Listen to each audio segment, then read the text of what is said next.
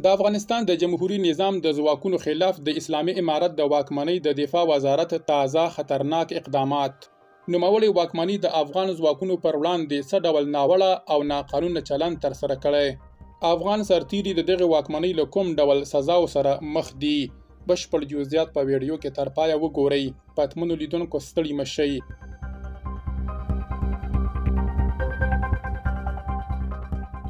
د طالبانو د دفاع وزارت لسګونه پخواني با تجربه منصبوال له دندو ګوښه کړي. د ملي دفاع وزارت یو شمېر پخوانیو مسلکي افسرانو او تخنیکي کارکونکو له طالبانو غوښتنه کړې چې له دوی سره عادلانه او قانوني چلند وکړي او د بیا استخدام زمینه دې ورته برابره شي. دغه افسران وایي 60% کارکونکي د تشکیلاتي تنقیص او نږدې 50% نور د شفاهي تصمیمونو له لارې ګوښه شوي. دغه کارکونکي وایي د طالبانو له حاکمیت وروسته دوی خپلو دندو ته ستانه شول، خو اوس شاوخوا 4 کاله وروسته دوی له بې پامۍ او بې عدالتیو سره مخ دي.